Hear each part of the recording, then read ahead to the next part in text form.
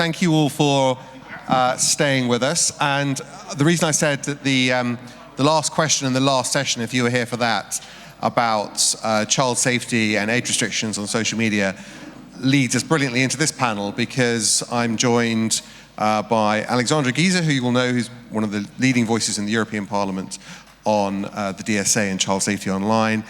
Zoe McKenzie, who's from the Federal Parliament in Australia, who can give us a perspective from her work on how that system, how the age restriction system and the work of the E-Safety Commissioner works in Australia. And Lisa from Deloitte, who will give us her insights as well, from her technical work with government departments and the work Deloitte does on AI and digital safety as well. So we're in good hands if these are topics that you're interested in. But Alexandra, if I could start with you. I mean, one of the things I've really noticed, I noticed in the recent debate we had in the UK about grok and intimate image creation, was, a journalist saying to me, well, does this mean that the Online Safety Act isn't up to date, fit for purpose? I said, well, no, actually, it's basically about enforcing the laws that we've created. We've created a good system with good bodies behind it, but we need to make it work. And how do you see this in Europe with the DSA? Yeah, the grok example. First of all, good morning. I think the grok example is great, because this really shows that we do have regulation in the European Union. We have very good rules that should have prevented this kind of massive scale abuse. There were numbers coming from the New York Times yesterday that said that only in a couple of weeks, between 1.8 and 3.3 million sexualized deepfake images of women and children were published on X, created by grok. Created by a tool that was specifically built by Elon Musk called Spicy Mode. So there was a clear intention by that company to commit that kind of abuse. And all these images are illegal. Child sexual abuse is an extremely serious crime in the whole European Union and probably all over the world. And sexualized deepfakes of adult women are also illegal in most European countries. So this should be such a clear-cut, easy case to use two rules from the DSA. One is emergency measures to stop that immediately, because the harm that is done to the women and children who have their pictures out there is irreparable. I have worked a lot with victims of image-based sexual abuse. And the psychological harm, the physical harm is enormous on these people. And you never get rid of these pictures. Once they're out there, everybody can screenshot them, everybody can save them. You get never rid of this. I've seen people before grok, 5 years ago, battling for 10 years to get their images off porn platforms. That takes a huge toll on the quality of life, on the freedom of speech of these women. So this case was extremely clear-cut. It's no freedom of speech issue. It's illegal content. There's just nothing you can even debate about. So emergency measures and systemic risk. Article 34 DSA, for the DSA nerds in the room. Systemic risk means when the platform itself creates the risk. And this is exactly what Spicy Mode is. This is grok, this is Elon Musk creating systemic risk for gender-based violence. That's explicitly mentioned in the DSA. And what happened? Zero. Nothing. Nothing happened. And today, the spokesperson of I saw it this morning, the spokesperson of the Commission said, well, we are not going to apply emergency measures.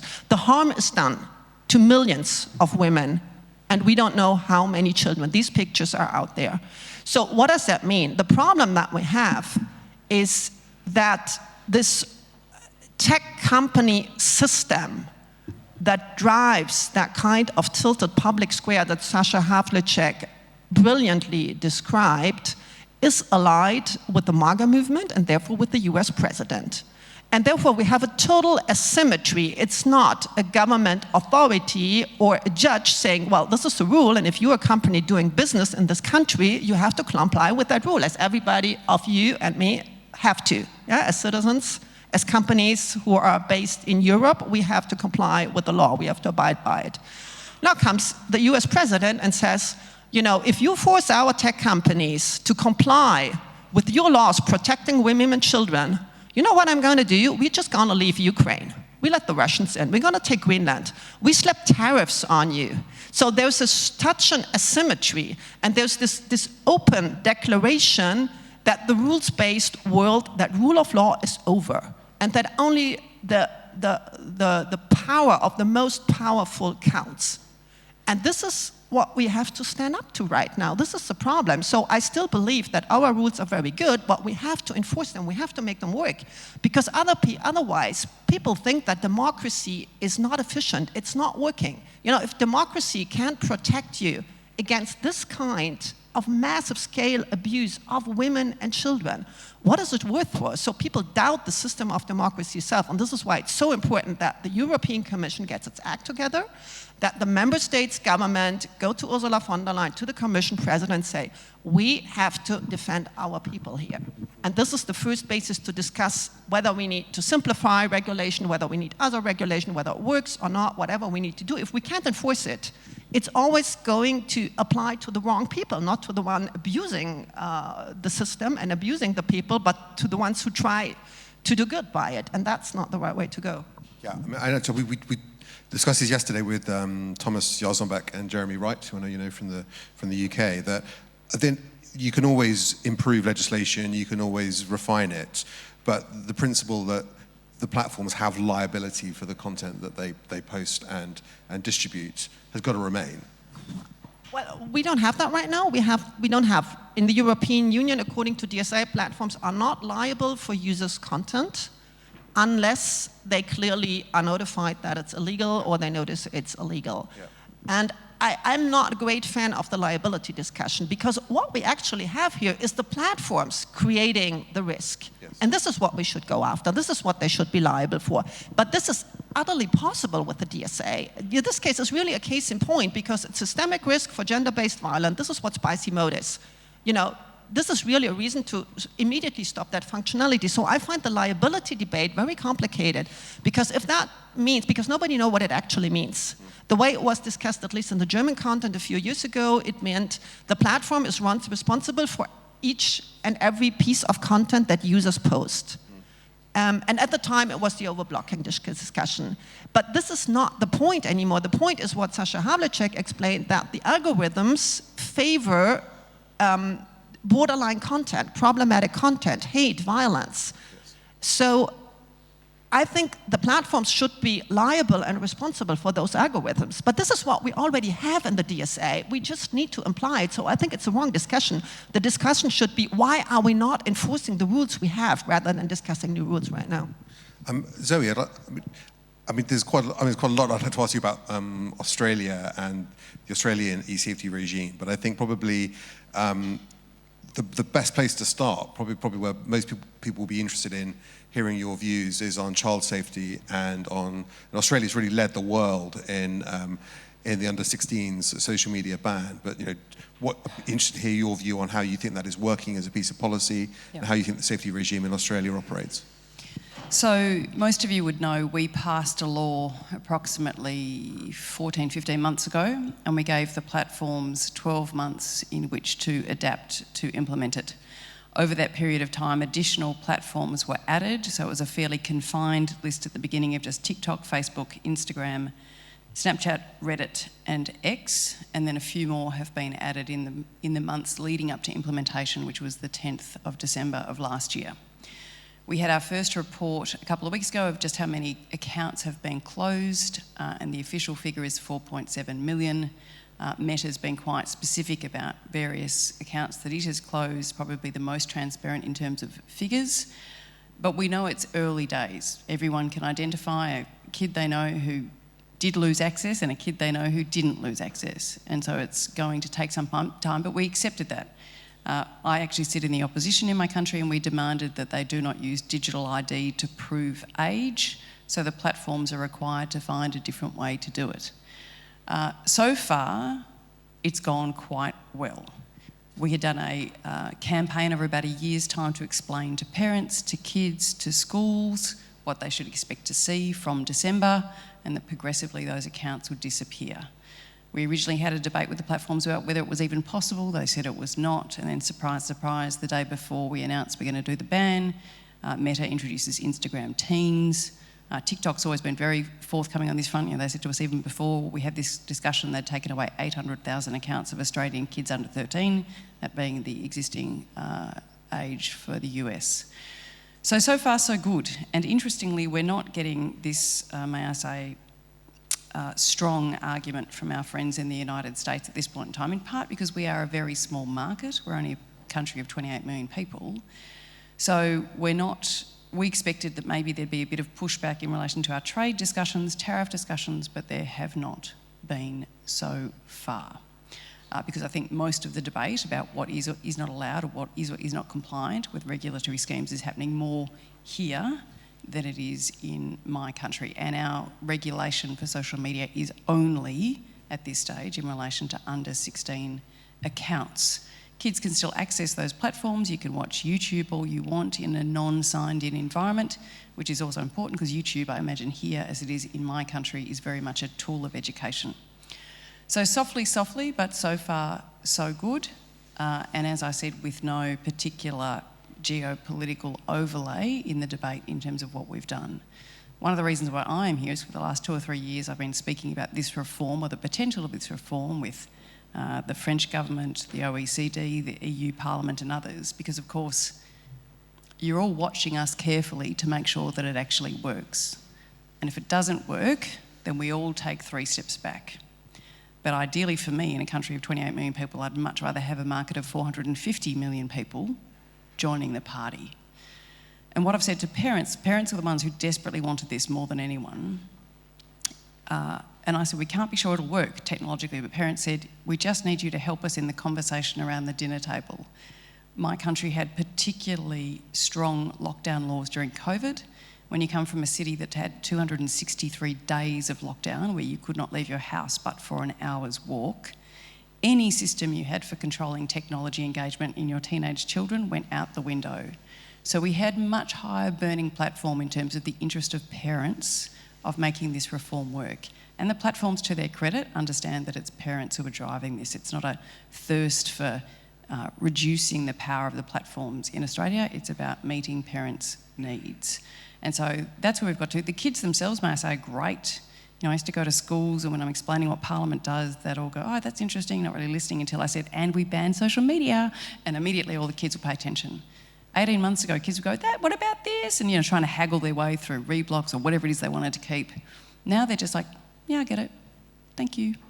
So we've got good data now to show that the world does not end. Best case scenario is we create a huge market, if Europe comes on board, for healthy, safe social media. That's where I hope we land. And as we said, when we already got Instagram teens the month before the ban was announced, we know it's possible. So far so good, and again, without any kind of scratchy overlay with our friends on the other side of the Pacific. Yeah, I mean, just one follow-up question from me on that, which is, I mean, you rightly said there are concerns about children having to have digital ID. I mean, I think it's one of the challenges as a parent. You think, well, actually, the solution is worse than the problem. But actually, we'd all probably feel that the platforms have got lots of data on their users, which make it able for them to guess what the age of a user is, and there's been reports before even showing that they target advertising at users who are younger than 14 on their platform. And I mean, how does that work in Australia? I mean, does the government or the Safety Commissioner have the right to access that kind of data to see how the companies are complying? So the companies have to report to the Safety Commissioner on just how many accounts they have cancelled. And in terms of the platform's ability to do it, we know they know more about ourselves than we do, frankly. That's hard for the generation that doesn't live digitally. So a generation that's not online all the time thinks it's a terrible invasion of your right to privacy for the platforms to be working out how old you are. And as I say to them, just let Instagram choose the music to go with your post. Trust me, they know exactly when you were born.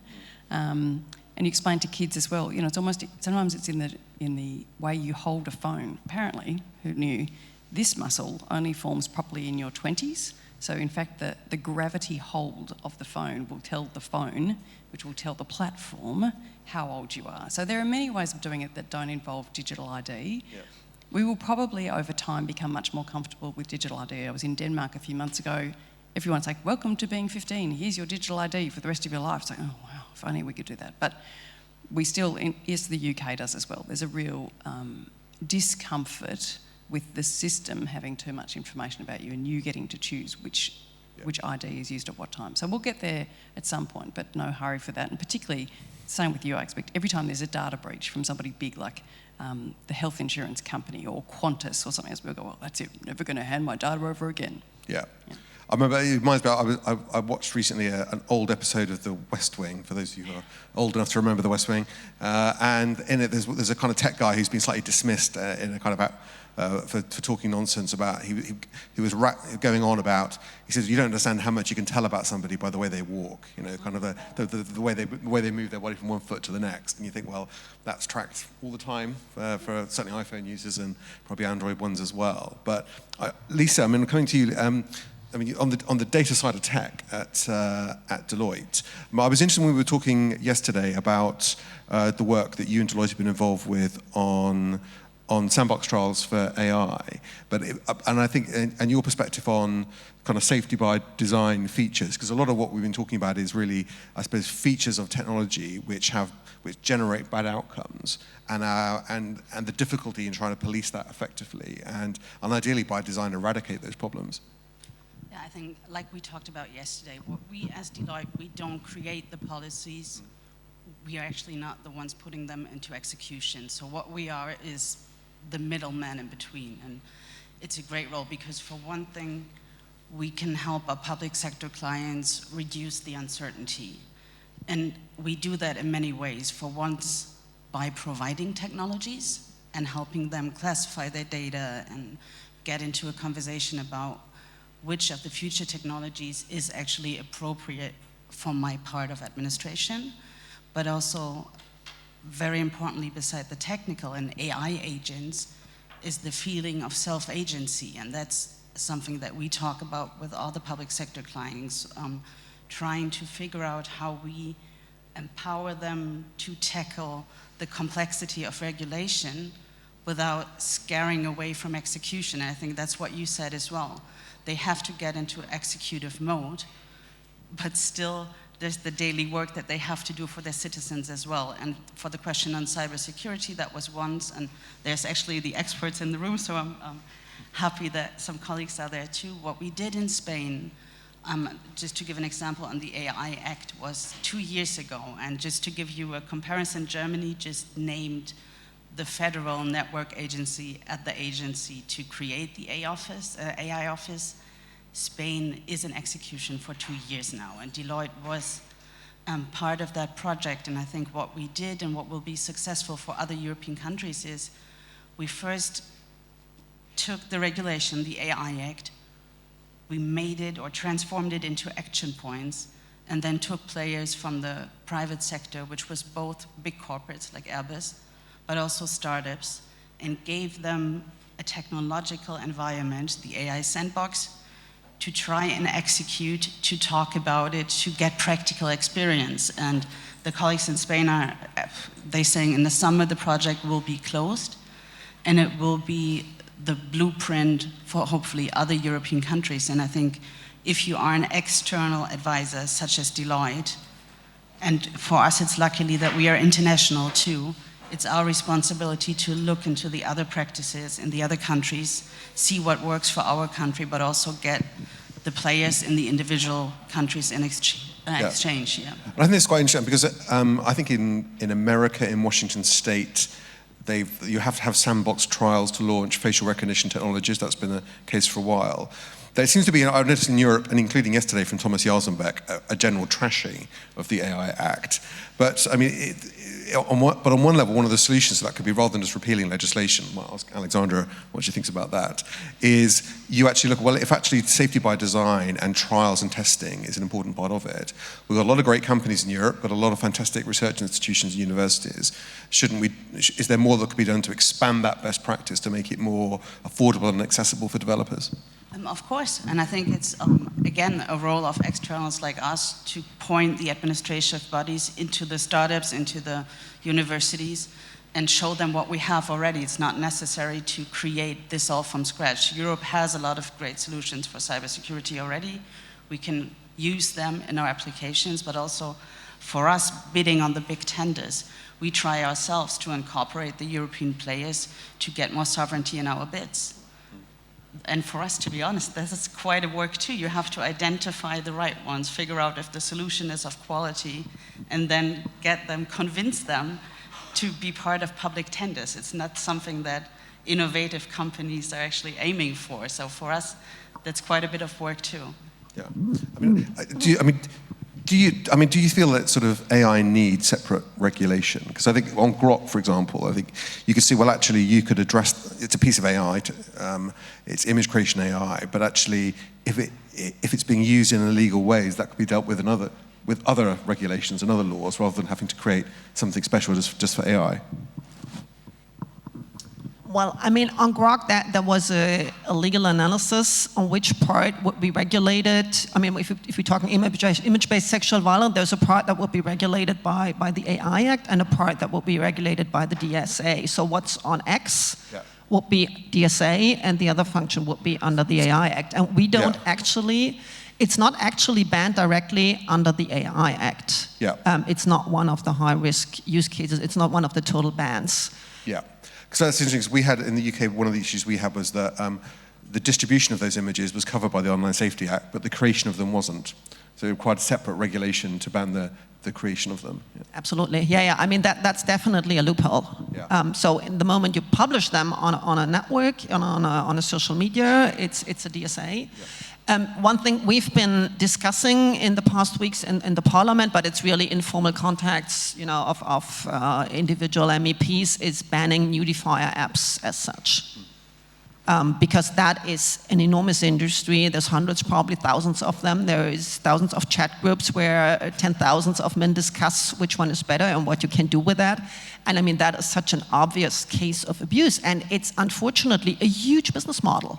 The numbers I quoted before, the 1.8 to 3 million images, that is out of 4 million images published on X in total. So it's between 45 and 60% according to the numbers. So this is an enormous business. Yeah. So this is why we're thinking, looking into where the loopholes are, and maybe we need something specific. It's not always helpful to have everything under the AI Act. If you have an artificial intelligence application that helps you to manage your power grids, maybe it's not regulated in the same act like this kind of abuse.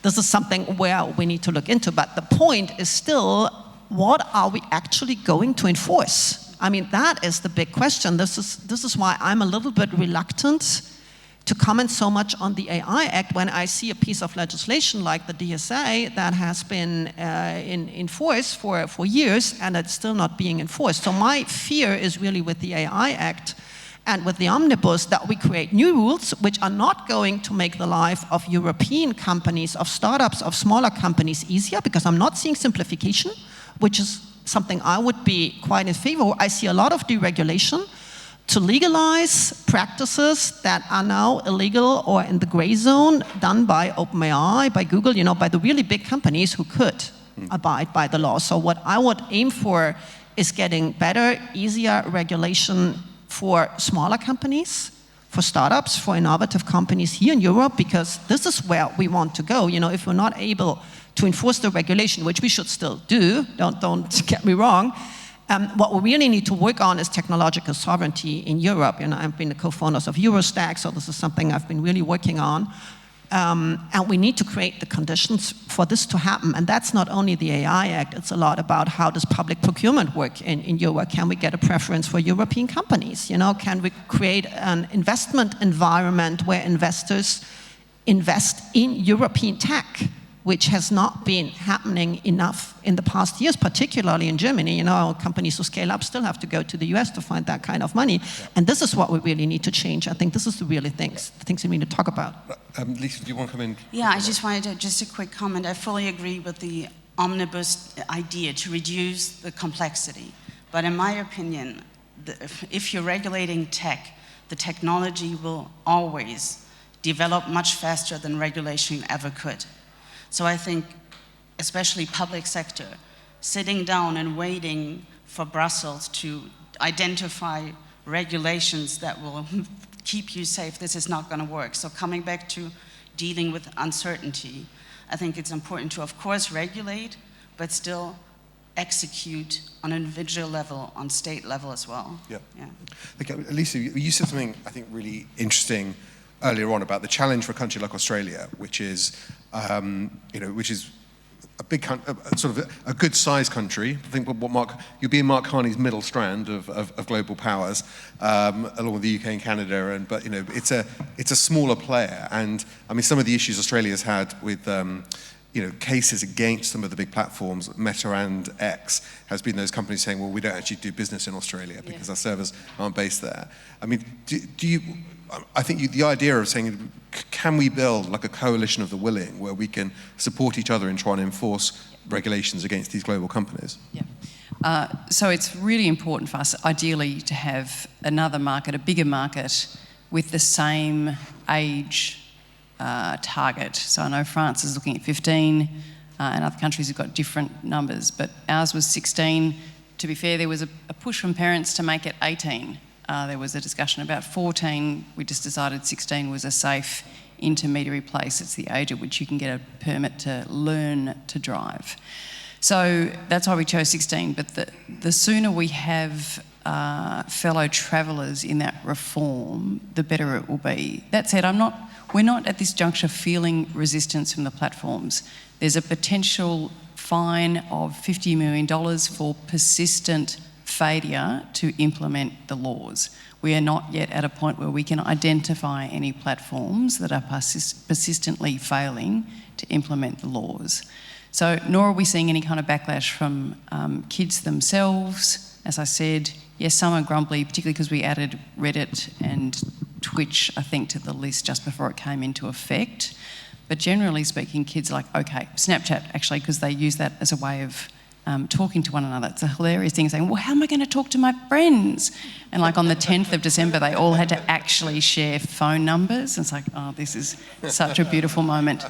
So we're not feeling too much pressure yet, and I think there are, to be fair, bona fide best efforts from the platforms to comply, because we haven't done much of the regulation you talk about. If you read, there was a committee study and report done in the Australian Parliament, and at that point, the government was trying to sort of minimise what they were going to do. But of course, on my side, the coalition side, we're centre-right, we were trying to maximise it. So we were talking about things like safety by design, we were talking about duty of care, we were very much talking about social media as a vector for, or a vector for extremism and radicalisation, some of the stuff that Sasha was saying earlier in terms of what you see in your feed. So I think the platforms were like, thanks, we'll just take this ban for 16. We don't want to talk about all the other stuff at this point in time. You guys are doing the hard yards in terms of the fight, in terms of the broader responsibilities you think should be on the shoulders of the platforms. So as I said, not too much tension yet, but that's because we're a little market and they feel they can do it in a methodological way without too much impact. And a lot of those kids, frankly, who are on social media, who'll be 14 or 15, they're going to be on it by the end of next year or the year after anyway. So the platforms aren't too offended by the rules themselves. But as I said, you guys have much stricter rules, even if you are not implementing it. You've also bitten off the much harder task, which is to regulate AI. We are just watching with interest to see what you do. We have codes of conduct and expectations and stuff, but we're not in the trenches on AI yet. Interestingly, your entire debate about Grok and the child sexual abuse material, because we had a terrorist attack, an anti-Semitic terrorist attack mid-December in Australia, what could have been a public debate about is the social media ban working, or what is Grok doing, that did not appear in our newspapers quite as much as it has here, precisely because we were dealing with that, the repercussions of that anti-Semitic attack. And I almost didn't make it because we recalled Parliament for Monday and Tuesday of this week to discuss those hate laws and hate groups and banning them. So we haven't had a full national conversation yet about AI and its impact. It was interesting yesterday, any of you who went to the YouGov session would have seen Australians are particularly anti-AI, which I hadn't quite realised. We just think, yeah, you know, ramp it up, regulate it, put it in a pen and keep it there. But that's not a pressure that we yet as legislators feel. We are watching and seeing where that develops, mindful that other countries or other jurisdictions are having a red hot go at regulating it. Well, I think it's sadly a tragic reminder of just how interconnected the world is with regards to hate crimes. That there was a terrible attack just 18 months ago in the UK where a group of young girls were murdered at a dance class. The man who committed that crime, the last thing he watched before he went out to do it was a video of an attack on a bishop in a church in Australia, which didn't end in death, but was a sort of brutal attack on the priest when he was giving a live sermon. And I think it just shows that, you know, the hate offences don't stay neatly within the jurisdiction of one country. They can be seen by people all around the world. Now we've got sort of like probably just under 10 minutes or so left. If there's any questions, we've got a very international panel, a huge amount of expertise. If there are any particular questions to either all the panel or any one particular member, then we'd love to hear them. And I can see a hand over there. Oh, yes. We can share. We can share.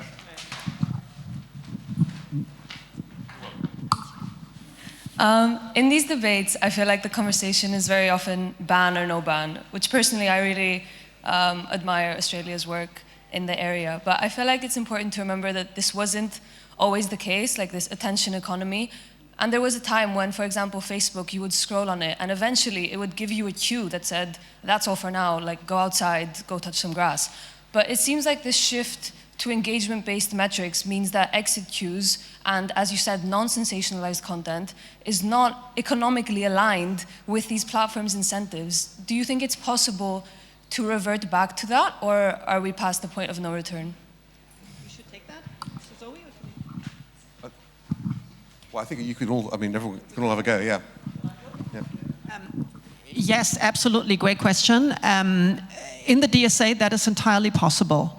It's Article 34, systemic risk. And I think, and one of them, there's a list of risks, and gender-based violence was the one I quoted before, but there's also public discourse and elections. And we have seen in Romania how elections can be manipulated. We also have very striking numbers on Germany, for the UK, for Poland. And what could be done would be the Commission asking these companies to change their algorithms in a way that users can choose their content. I think that's really, really easy. And finding different ways, there's a bunch of different ideas on how to do that, how to have different algorithms maybe prepared and offered by different actors that people trust, or putting, doing your own choices. There's a bunch of models. And I think that would help. I personally think that engagement-based ranking is not compatible with liberal democracy. And this is exactly what we're seeing, because engagement-based ranking means that automatically our brain goes for content that we perceive as a danger, content that enrages us, that elicits fear, hate, because this is what we are. We are animals, and we are programmed to defend ourselves. So if there's danger, if there's a threat, we need to react to it. And all this talk about, we need to educate people, and it's people who choose that content because they comment on it, because it share it. No, that's our physical brain. This is the kind of animal we are. But there's absolutely no rule of nature that says this is what the algorithm needs to exploit. So I think engagement-based ranking as an algorithm should not be tolerated, because it's a systemic risk to public discourse and elections, to use the DSA speech, but I think it's a systemic risk to democracy. And there's so many better alternatives where people can very freely choose without making it too complicated. And I think we should give some space to those alternatives. And in my personal opinion, ban engagement-based ranking and go back to algorithms, different kinds of algorithms that give users a real choice. I certainly remember coming here back and forward. Every time I get here, the first thing I do is try and close Facebook and reopen it, because I had understood you had a right to what we might call 2007 Facebook, so just chronological Facebook, what my friends had for dinner today and what the dog looks like this morning, and I can't get it to work. I'm going, come on, I thought this was the promise of the DSA, that you would let me have chronological Facebook like it was back in 2007, but I've never managed to get it. But in an ideal world, we would have that choice, because frankly, that would keep me on the platform for longer. Lisa, do you want to? You're good, okay. I think I want to leave some space for Hi. So just for that, one thing I want to say about that is I think if conferences like this, say 8 years ago, when we were starting on the journey of like shaping what regulation would look like and how it would be enforced, the most common thing you would hear from the platforms would be, basically we've got this, we can handle this, we can self-regulate, and we are where we are because that wasn't giving us the results that we needed, and I think, so that's why the regulatory system was created. But yes. I'm Mauritius from the ISD. I have a question for you, Lisa. We talked a lot about the risk management framework under the DSA. It was already mentioned. From a researcher perspective, it's very difficult to get data access specifically to make sense of algorithmic recommender systems, impacts, etc. And there's a long way in front of us still. How is it from an auditor's perspective? I know Deloitte is auditing, I think, Booking.com. So you have rather experience, I'm not sure specifically you, but experience with online marketplaces. But how do you feel about audits? Is it like a meaningful instrument in the context of risk management frameworks? Do auditors actually get the data needed to audit recommender systems, for example? Would be interesting to hear your perspective. I mean, generally, I'm not an auditor. So I'm from Deloitte Consulting, so I can't really answer it from an auditing perspective. But I see your point that you don't have access to the data that you would need to do scientific analysis. When we are consulting, of course, most of the time we do have the data because the clients themselves have given us permission to analyze it and risk it. And what we did is, in terms of risk classification, we, for one thing, build our own agent that we offer to the clients that we supervise so they can, or if they want to, we supervise it. If not, we just guide them to the process so they can see, am I using technology that is high risk, low risk, how am I doing? But like I said, from an auditing perspective, I wouldn't be able to give a very good answer. Looking at the colleagues, have you talked to the auditors lately? No, we wouldn't know. So to be honest, we don't know. But what we know is on a European level, there is a lot of buzz around projects combining data to make it more accessible for research. And that's something, of course, we support as well, to give you the option to analyze bigger data sets and to identify risk. Yeah. Great, thank you. Are there any other questions? Yeah, so I have a question for Alexandra, and that is, you started out with this story of Grok, and nothing happened. And my question is, like, we went from a rules-based order, it has changed, and now we're seeing these, like, clear breaks of the law with, for instance, Grok, and nothing is happening. And I'm just wondering, is there a problem that our political system at the moment is just paralyzed by fear? That, like, yeah? You paralyzed by fear, Alexandra?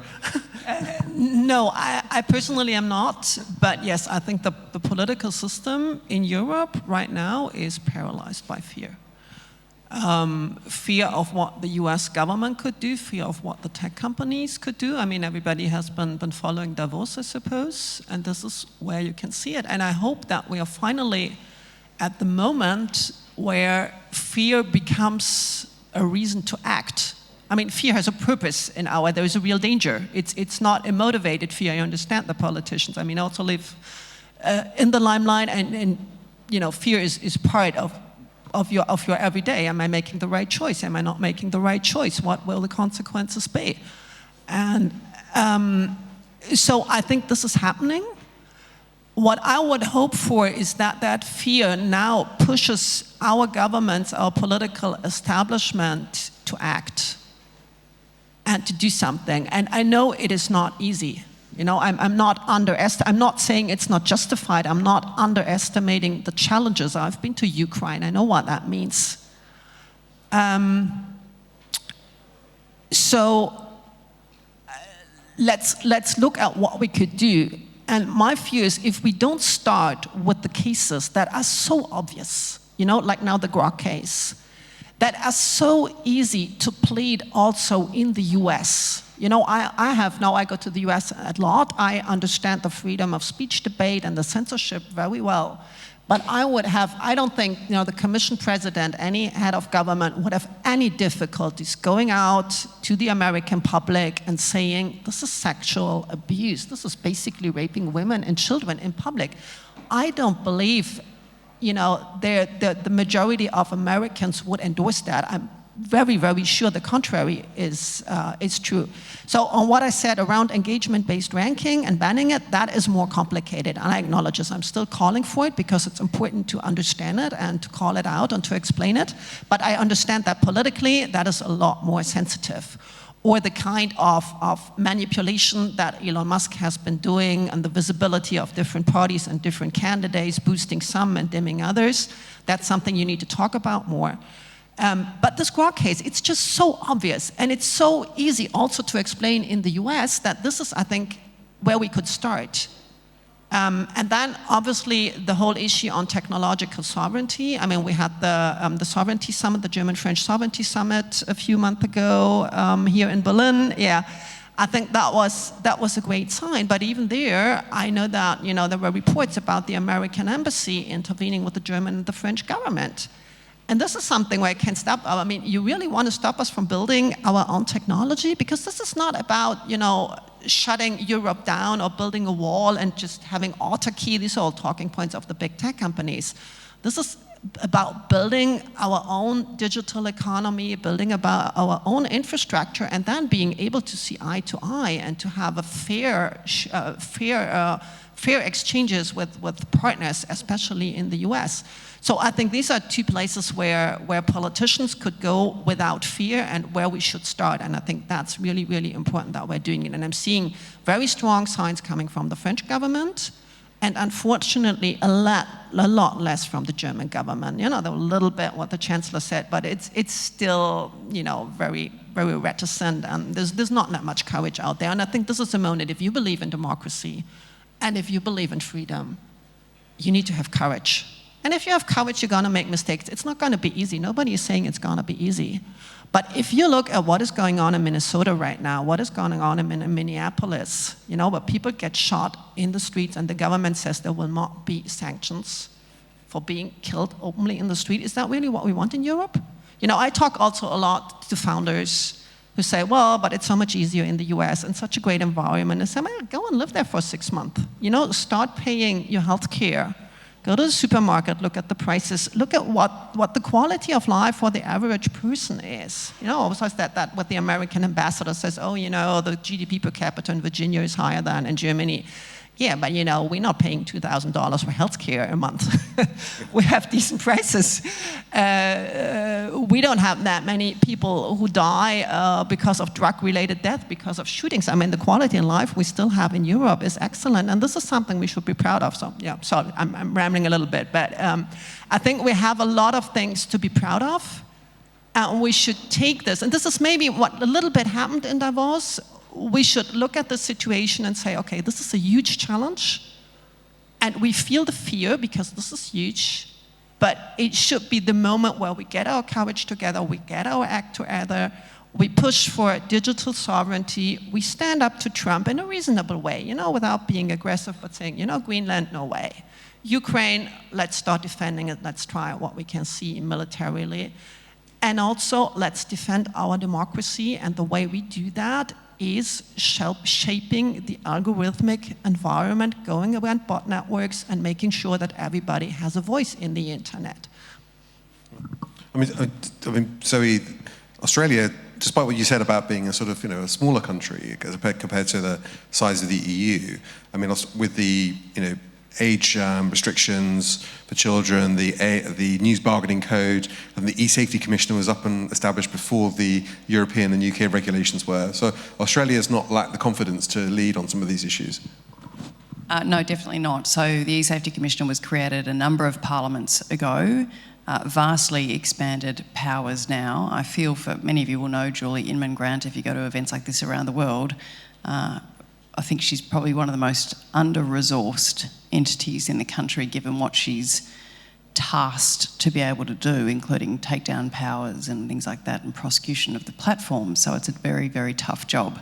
But yes, it is something that we've started with reasonably early, and I think in fact the fact that we've done it incrementally over time has meant that the platforms themselves have had time to adapt. We've also, for example, been very clear about TikTok, and for example, I expect anyone who works in government isn't allowed to have TikTok on their devices here in Europe. It's exactly the same for us. So we do have a open conversation about online safety, both in terms of children, but equally in terms of foreign interference. And we've done multiple studies within the Parliament about foreign interference and those threats and where they come from. So yes, it has been a front of mind conversation we've been having ongoing for a long time, but again, not one, may I say, that comes with the notion of a kind of combative debate with the United States. So I'm quite grateful for that. I hear this kind of energy in the European conversation in and around the US, but it is not one that we share at this time. Yeah. Right, I think we've got time for one more question. Yes. Thank you. This is my question is to Alexandra. Actually, she answered kind of at the beginning of the speech, but I would love to hear more about why do you think that DSA isn't properly implemented right now? What prevents the Commission to implement the legislation that has passed 2 years ago that provided lots of measures, lots of, progressive new way of legislation items to protect the communities from the digital spaces? What prevents the politicians in the EU to implement the law that is already passed from the... So what is keeping us from enforcing it? Well, I mean, it's really at high levels of the Commission, because they have to weigh the relations with the US in terms of military cooperation, especially on Ukraine, and in terms of tariffs.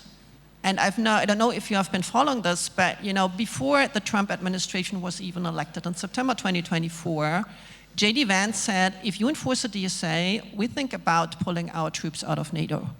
And frankly, at the time, I thought that was a void threat, because I thought, well, European and US foreign and defense policy is not determined by how we enforce our digital legislation, but they keep coming up with the same talking point. And I know that for heads of state on government in Europe, this is a big point. And the other one is the tariffs. So, I mean, the Secretary of Commerce keeps saying every few weeks they come out with something, if you enforce this, we slap tariffs on the German steel industry. If you enforce this, we slap tariffs on the German automotive industry, and so on. The visa sanctions that we haven't even mentioned. But talking about hate and harassment campaigns before, the people in Europe who are defending the victims of hate and harassment can't enter the US anymore, and under threat of even more sanctions on their bank accounts, and this is Berlin-based hate organization Hate Aid. They don't have anything to do with freedom of speech. They defend the people that, because of hate and harassment campaigns, don't have freedom of speech anymore. So and that is something that also politicians fear. I don't know how many Germans are in the room, but you look at what's happening to Günther Daniel. That's a classic disinformation, hate, and harassment campaign for those who haven't recognized it. That's one of them. That's to take out of a person of the conservative spectrum who has a moderate position, and wants to defend democracy, and they're trying to, take him out of the discourse. This is exactly what happened in the US. And that is something everybody fears. But the big threats are military cooperation on Ukraine, and now Greenland, obviously, and the tariffs. And I think we really need to weigh this differently. And I think one of the problems is, like Sasha said, the authoritarians, they understand very, very well how social media, how LLMs, how the whole digital technology shape public opinion. I think our politicians very often, especially in Germany, are very much focused on what we could call the traditional industry. Stuff you can touch that has metal on it, what we do in Germany, cars, machines, and we think that is what is important. And so I think we have a lot of politicians who don't understand that properly and are too busy to take like a week and really do their reading and inform themselves and understand it. And I think that's one of the problems. I mean, I very much respect the Commission President. But she has a background, you know, her father sat on the board of, was the governor of Niedersachsen, which is the state of Volkswagen, for the non-Germans. The Germans know what I'm talking about. So that's something she's grown up with. She knows the automotive sector. She understands the economy. She was a minister of defense in Germany, so she understands defense. She understands foreign policy. I'm not sure she understands what Sasha Havlicek has been explaining this morning and how this is threatening our democracy, at least in the same way as the military threat coming from Russia. So it's easier to swing an election than to wage a war. And I think many of our top politicians do not understand that. And that is part of the problem, together with the fear. Great. I think we are done for time. So Lisa Steigenthal, Alexandra Guy, Zoe McKenzie, thank you very much for your contributions.